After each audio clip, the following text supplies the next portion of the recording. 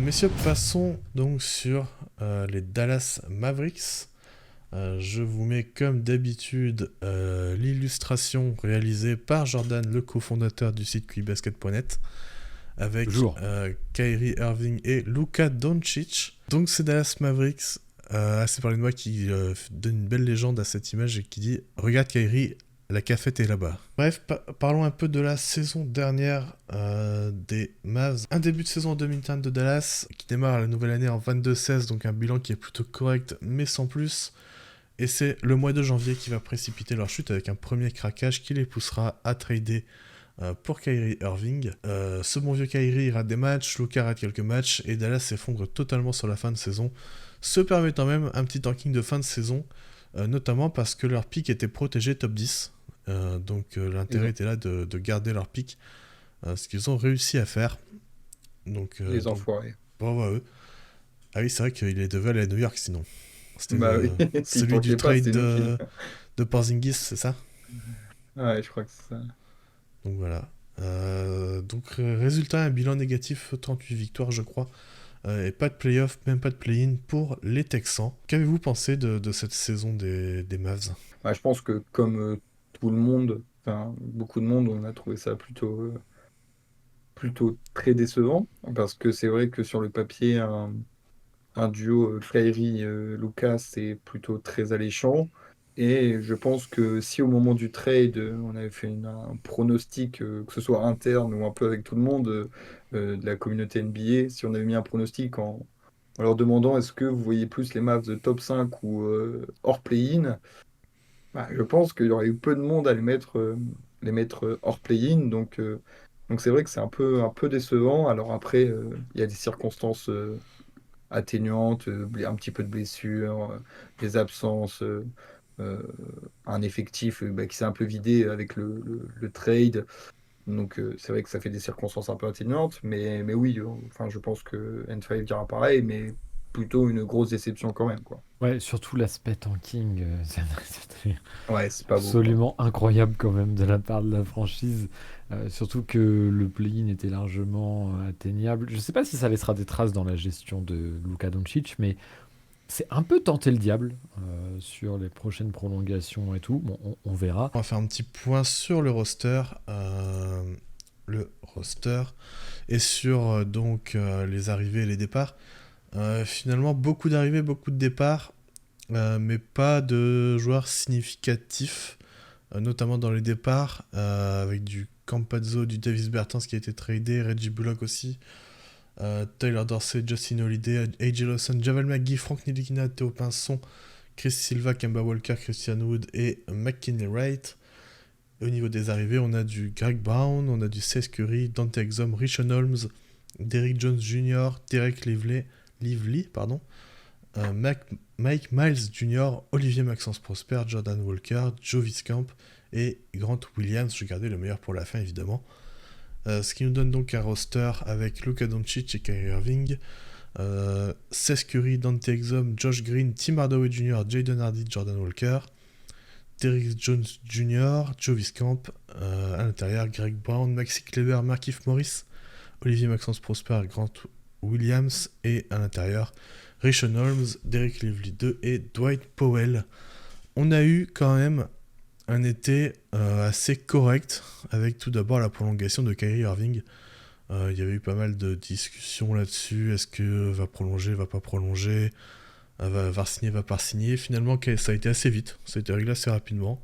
On sécurise Kyrie. Le trade n'a pas été fait en vain. Ouais, ouais, ouais, bah c'est vrai que surtout du côté Mavs, si tu re-signes pas Kyrie après avoir trade pour lui 2 mois auparavant, en ayant lâché l'un des mecs les plus appréciés comment dire, de la fanbase avec Dorian Finney-Smith, en ayant lâché les tours de draft, je pense que ça aurait un peu crié. Mais bon, au final, ça s'est réglé assez rapidement. Les deux parties avaient l'air plutôt d'accord, même avant même le lancement de la Free Agency. Alors certes, comme tu l'as dit, ça reste toujours Kyrie. Donc Donc, bah, il y a toujours des petites rumeurs, des petites sorties, on sait pas trop, un peu hasardeux, mais au final, ouais, ça s'est réglé assez rapidement. Et dans les autres arrivées, on a Grant Williams, arrivé en sign and trade de Boston. Boston qui n'a pas voulu le re-signer, notamment pour des questions financières. Boston qui a un payroll assez élevé. Et là, on a vraiment un très bon joueur qui arrive. Connecteur, qui est capable de shooter et surtout qui est un excellent défenseur. Ouais, carrément. C'est un move qu'on pressentait depuis pas mal de temps.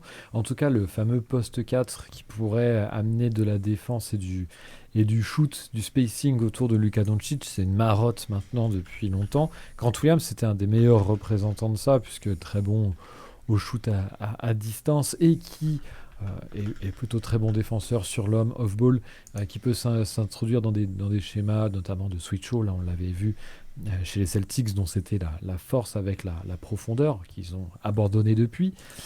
Mais donc, du coup, non, ça semble être une très bonne signature, un très bon fit dans l'effectif, encore plus pour une équipe qui a tant besoin de défense que ça. Effectivement, et j'ai oublié de mentionner évidemment les deux rookies qui arrivent. On a Derek Lively. Je vous envoie évidemment chez Envergure pour son profil. Il y a eu aussi l'arrivée de Olivier Maxence Prosper, qu'on appellera Omax. Comme d'habitude, je vous renvoie donc vers Envergure qui vous détailleront un peu plus le profil et les qualités et défauts du joueur. J'ai écouté rapidement Envergure, etc. J'avais envoyé aussi dans le chat, et ce sera dispo bien sûr sur YouTube, le podcast aussi, en plus du Scouting Report. Je conseille la lecture ou des highlights en plus de l'écoute du podcast qui est très complet pour le coup. Un pivot, grande mensuration, plutôt défensif dans la protection de l'arceau, aussi capable sur le pick and roll avec une mobilité intéressante notamment, et problème de faute. Donc c'est toujours le penchant de ce genre de profil. Il faut peut-être faire attention à ça, c'est peut-être ça qui va aussi limiter son temps de jeu.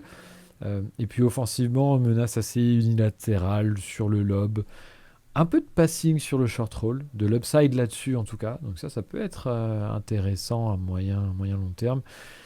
Petites interrogations sur la pose d'écran. Ça, on sait que les Américains, les intérêts américains, des fois, c'est compliqué comme ça. J'ai eu un peu les deux avis, là, pour le coup, en termes de scouting, de ce que j'ai vu. Après, ça semble être un complément parfait à Lucas. Le petit problème, c'est que c'était un manque à Dallas, le poste de pivot, défenseur, etc. Il y a eu un peu de plein d'expérimentations, dont Javal McGee en fin de course. Vous pourrez en parler à Guillaume, il aime beaucoup radoter là-dessus. La problématique, c'est que, bon, rookie, avec potentiellement des problèmes de faute, etc., c'est peut-être un peu beaucoup le mettre en responsabilité que de le demander titulaire, alors que c'est Jason Kidd qui parlait de potentielle titularisation pour le jeune joueur. Donc c'est peut-être un petit peu prématuré, mais bon, dans le profil, en tout cas, c'est plutôt vers les manques, ça s'oriente vers les manques des Mavs. Clairement, et puis en plus, c'était un des seuls vrais bons pivots de la draft. Surtout sur le premier tour, les 15 premiers choix, c'était vraiment le seul pivot intéressant. Donc ils ont vraiment voulu sécuriser ça au max Prosper. Oh là là, le haut niveau. Au max Prosper qui lui a un profil un peu différent, plus un ailier plutôt assez imposant physiquement et qui est vraiment dans la polyvalence défensive et qui pourrait être un bon remplacement en fait de Dorian Finney-Smith finalement. Ouais, carrément. Et puis c'est des quelques petits trucs que j'ai vus et lus, ça rentre complètement comment dire, dans les mensurations et dans les qualités qu'on recherche sur un ailier actuellement dans une équipe où il n'aura pas besoin de porter le ballon en fait. Donc voilà, il sait à peu près shooter, il sait à peu près défendre, il est assez, comme tu as dit, assez imposant. Bon, il va pouvoir faire le taf, même si je suis pas sûr qu'il soit surutilisé. Ouais, Parce que ça reste c'était un 25e choix, je crois, 24e, donc il n'est pas non plus parti en loterie. Donc bon, soit il est déjà à maturité, alors j'ai pas cherché, je sais même pas quel âge il a. il a 21 ans. Euh, ok, bon, donc il doit être plutôt à maturité, enfin il doit Il est un peu déjà être plus NBA NBA ready, disons. ready. Ouais, donc bon, alors peut-être qu'il va être pas mal utilisé, mais oui, ça reste un profil, on va dire, utile, mais mais pas indispensable. Après, ce sera peut-être plus utile que Lively, hein, parce que dans le chat, on est Ouais. assez unanime sur le fait que c'est pas prêt du tout. D'ailleurs, ça parle de Kid, voilà, avec en mode gros doute sur l'aspect coaching a priori du côté de Dallas. Et voilà, il y a beaucoup de réserves dans le chat, que ce soit Az, Demsao, Jedi Padawan qui nous dit faut arrêter avec Lively, il leur faudra 4-5 ans pour être vraiment prêts. Les Mavs veulent gagner tout de suite. Bon, on espère que effectivement Omax Prosper sera plus près que Lively, parce que voilà, ça risque de poser problème à l'intérieur si effectivement c'est le premier mis en responsabilité. Qui nous amène donc sur la saison prochaine. Tu le mentionnais tout à l'heure, N5, Kyrie et Luka. Comment est-ce qu'on peut faire fonctionner les deux? On a vu que ça a bien marché quand même sur un volume assez faible, hein, sur des minutes assez faibles. Est-ce qu'on aura quand même un système moins héliocentrique avec un Luka moins utilisé? Est-ce qu'on va jouer un peu plus collectif ou juste concentré sur les deux stars? Est-ce que synergie est forcément nécessaire? Est-ce que juste fonctionnalité ça passe? C'est-à-dire que on a vu que les deux ensemble, il y avait un offensive rating très élevé. On sait que Kyrie, lui, sait parfaitement évoluer off-ball avec un autre ball handler dominant. Est-ce que ça va lui suffire comme rôle, et est-ce que il y aura que ça? Parce qu'à côté de ça, c'est sûr que l'inverse n'est pas du tout vrai, hein, puisque Luka Doncic off-ball, ça doit bien faire depuis le collège peut-être pour lui, qu'il n'a pas évolué dans ce rôle-là, donc il n'est pas du tout apte. En tout cas, il a rien montré à ce niveau-là, donc peut-être qu'il nous surprendra et ça rendra le duo un petit peu plus complémentaire et encore une fois dans une certaine synergie offensive. Mais s'ils affichent le même offensive rating qu'ils affichaient tous les deux sur le peu d'échantillons où ils étaient ensemble, est-ce que c'est vraiment utile d'avoir une synergie? Est-ce que la fonctionnalité ne suffit pas? Ça, je pose la question. Et puis après, il y a la seconde chose, je pense que là où c'était vraiment intéressant d'avoir un autre ball handler et un autre joueur capable à la création, que ce soit individuelle ou collective, à côté de Lucas, c'est qu'il y avait énormément d'équipes qui avaient un peu trouvé la solution à ces Mavs-là, avec un supporting cast plutôt faible et démuni sans Lucas. C'était tout simplement de blitz ou de trapper Lucas très agressivement, notamment dans les fins de match. Et du coup, Lucas était obligé de rendre très vite le ballon. Et en fait, les Mavs n'étaient pas toujours capables de trouver une bonne position de shoot ou de réussir à s'en sortir rapidement après ça. Et ça rendait l'offense des Mavs très vite stérile et très vite sans solution. Avec Kyrie, ça solutionne tout de suite ce problème. Ouais, parce que t'as pas mal de shooters, mais en fait, c'est pas des joueurs qui peuvent attaquer un close-out, qui vont chercher à attaquer, sauf peut-être Josh Green, dont on reparlera un peu plus tard. Benjamin, c'est quoi toi ton avis sur ce duo?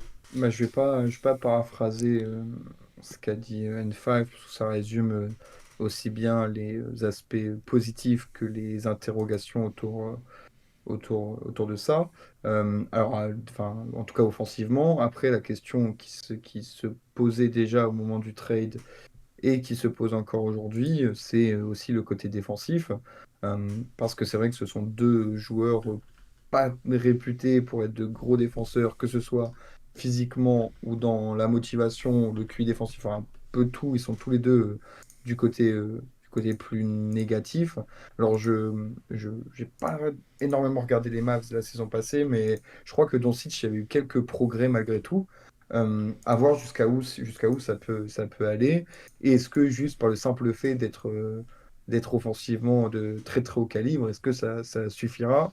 Ou est-ce que ils vont devoir jouer pour réussir à intégrer, comme on l'a déjà dit, des Josh Green, peut-être, alors j'ai plus le nom du rookie, mais des O-Max, je crois on l'appeler comme ça, c'était ça son nom, ou je sais pas, des Derrick Jones Jr., ou alors Jaden Hardy, enfin je sais pas, des gars qui peuvent peut-être un peu plus défendre que ces deux-là. À quel point on va pouvoir jongler entre tout cela pour faire oublier un peu la défense qui est au mieux médiocre, au pire très très très compliqué, quoi. Avec assez parlé de moi, je crois, qui demandait, oui, ça, qui demandait à ça donne quoi les Wowi avec Luka et Kyrie. Luka et Kyrie, enfin en défense. Alors quand les deux sont sur le terrain, Dallas a eu un defensive rating de 118. ce qui est vraiment très mauvais. Ce qui est... ouais. Alors ils ont quand même un net rating positif, hein, puisque ils sont à 121 d'offensive rating, mais il y a quand même un problème là-dessus, surtout que c'est 118 de defensive rating avec une adresse extérieure des adversaires à 33%, ce qui est assez faible. Donc ça fait un peu peur. Donc voilà l'intérêt d'aller chercher des profils très défensifs pour compenser ça. J'ai envie de parler un peu aussi de Dwight Powell là-dedans, qui est pas l'attaque, enfin qui est pas le joueur intérieur, disons parfait, qui leur assure une défense de haut niveau ou voire une attaque de haut niveau, mais c'est un joueur qui je trouve assez intéressant, qui peut être parfois sous-estimé parce qu'il a une plutôt bonne qualité de passe, il est très très bon en poseur d'écran. Donc t'as ce joueur qui est assez intéressant dans cette attaque des Mavs. Ouais, c'est de toute façon avec deux ball handlers de telle qualité qui vont vampiriser, enfin, je sais pas exactement, mais au moins 85 ou 90% des ballons offensifs. C'est bien d'avoir ce genre de, alors j'aime pas le terme, mais de soldat un peu qui peut boucher des trous, qui peut mettre des paniers quand il y a besoin, qui compense, voilà, qui fait un peu tout tout le sale boulot que les stars ne font pas. Et Dwight Powell, il rentre complètement dans ce moule, au même titre, comme on l'a un peu dit précédemment, de Grant Williams. Parce que en plus d'être des bons profils défensivement, ils ont un peu aussi ce rôle de connecteur. Ils peuvent faire le décalage qu'il faut, ils peuvent faire la passe au bon moment. Ce ne sont pas des trous noirs. Donc c'est vrai que ça apporte un- juste c'est un apport supplémentaire faut pas négliger. Ouais, En c'est même temps, différent tu vois, de... structurellement sur la team, il y a quand même cette difficulté de. On a vu la limite hein, d'avoir ce genre de profil autour de Luka qui, à côté, apporte moins défensivement, ou en tout cas pas suffisamment, et surtout à l'intérieur, en fait, où ça manque de protecteur d'arceau, ça manque d'un ancrage défensif assez fort. Je ne sais pas s'il y aura des progrès défensifs euh, capables, enfin suffisants de tout le reste pour compenser ce manque-là.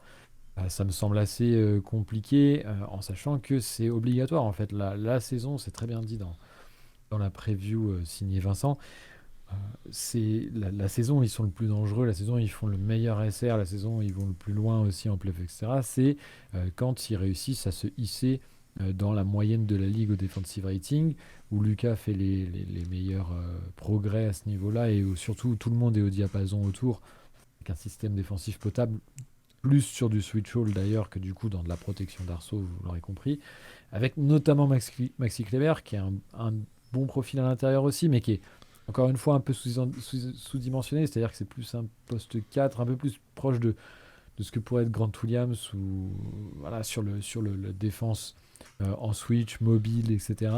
Donc à voir ce qu'ils font, mais il y a toujours cette grosse difficulté-là et on le voit en fait quand ils sont première attaque, enfin même dans les top 5, top 10 de la ligue, mais qui sont dernière défense, bon bah ça va pas très loin. Non, Ouais. je suis d'accord avec toi, mais je pense que quand même, enfin, c'est vrai il manque ce profil de, enfin, on va dire dans un cas optimal, il manque Rudy Gobert, quoi. Si on veut exagérer, enfin, on le sait tous, mais je pense quand même que Dwight Powell, bon, c'est pas non plus le pire profil à mettre là-dedans, parce que c'est vrai qu'au-delà de la sous-dimension physique, sur lequel il peut pas faire grand-chose, malheureusement, enfin, il va pas prendre 10 centimètres là, demain soir, mais il a vraiment un profil, je trouve, intéressant comme je dis, de connecteur qui peut aider, et même, enfin, qui peut aider offensivement et même défensivement pour quelqu'un de sa taille.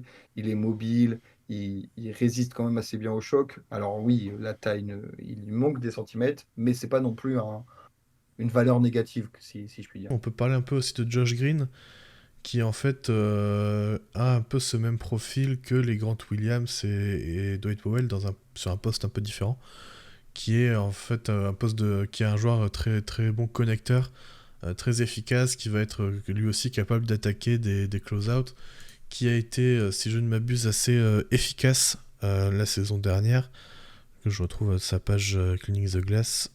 Josh Green. Voilà, avec 1,29 points par tir, ce qui est assez énorme. Alors, ça reste un petit usage, mais un joueur qui a été très intéressant, offensivement et aussi défensivement, on-ball et off-ball, je trouve. Ouais, bah, c'est vrai que derrière le duo Kyrie-Luka, celui qui semble le plus être en mesure d'endosser un rôle grandissant, si je puis dire.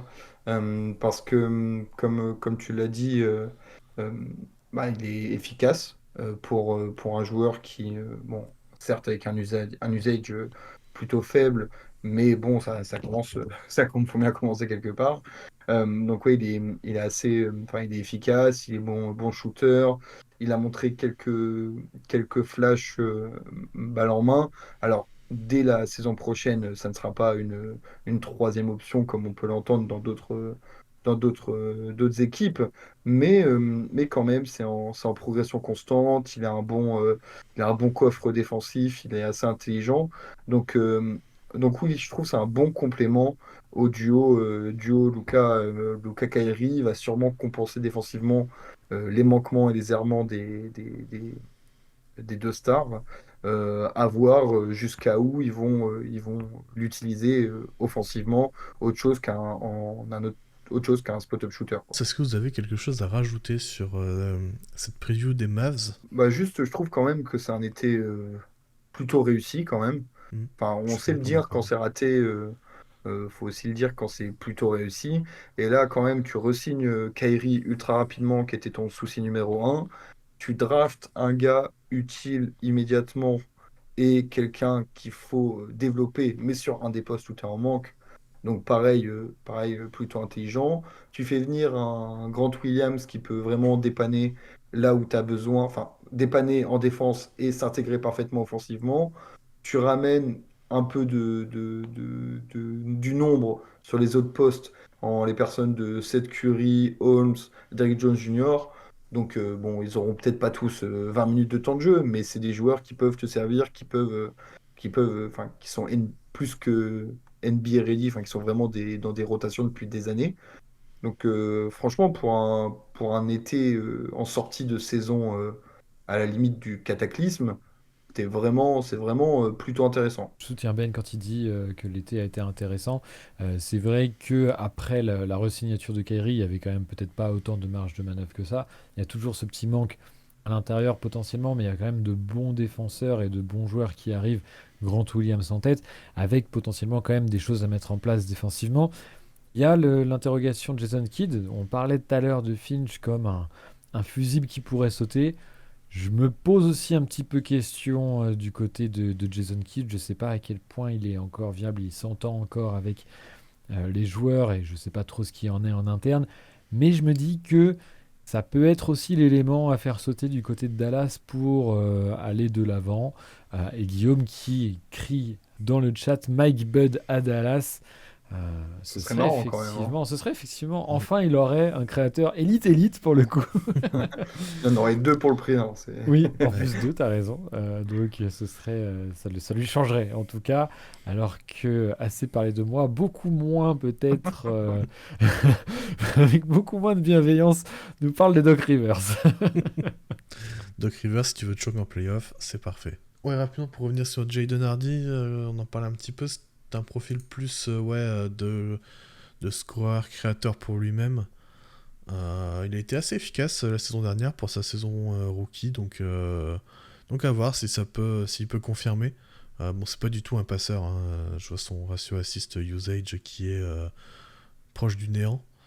Mais plutôt efficace, donc à suivre. Après, je pense que j'ai vu dans le chat qui parlait, c'est vrai, de la problématique de ce poste 5 qui manque et peut-être se positionner sur des profils à la Robert Williams ou Gafford qui seraient peut-être disponibles avant la trade deadline. Donc, c'est vrai que ça peut être des ajouts intéressants. Et puis, de l'autre côté, il y a potentiellement Tim Hardaway Jr., par exemple, qui peut être rapidement éjecté. J'ai l'impression que ça fait 3 ans, il est cité absolument partout dans tous les trades. Mais donc, oui, peut-être que enfin, en tout cas, c'est une équipe qui a un profil à bouger comment dire, avant la trade deadline si la saison se passe bien et qu'ils veulent vraiment passer à un step supplémentaire, quoi.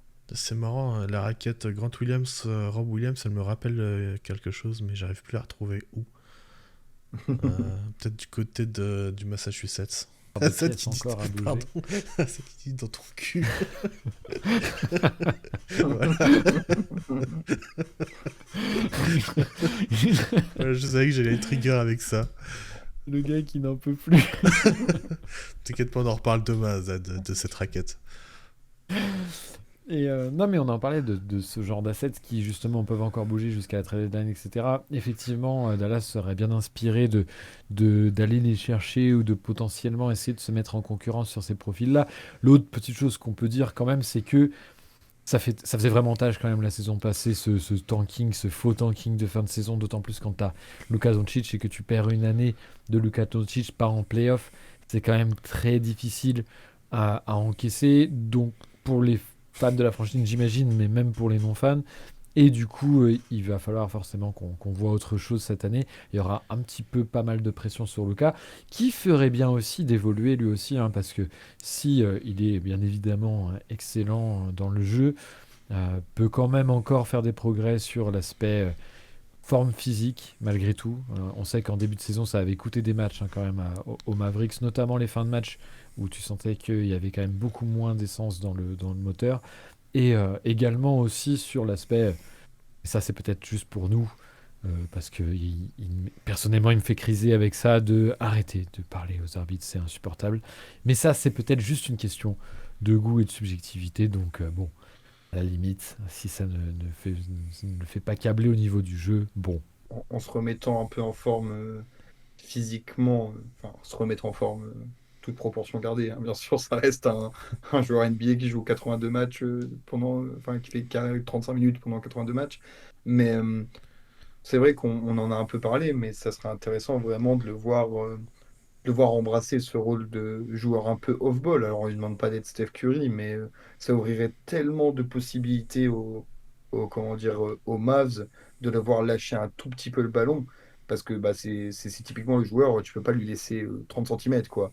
Donc, s'il commence juste à bouger un petit peu et qu'il se retrouve dans des positions où Kyrie peut lui passer la balle, ça peut être dévastateur très, très, très rapidement. Même il pourrait poser des écrans, tu vois. Jouer au ball, c'est pas Ouais, bah oui, juste il y a plein de trucs. courir autour des écrans, ça peut être lui aussi qui peut poser des écrans. Il a un physique Ouais, fait pour ça en fait. Enfin, fait pour ça. C'est un bon physique de poseur d'écran bien rude, comme on aime. En bien tonton dans sûr. la raquette. Voilà, le tonton dans la Exactement. raquette. C'est vraiment ça. Très belle rêve. Il est trop tard, messieurs, je vous le dis. Ouais.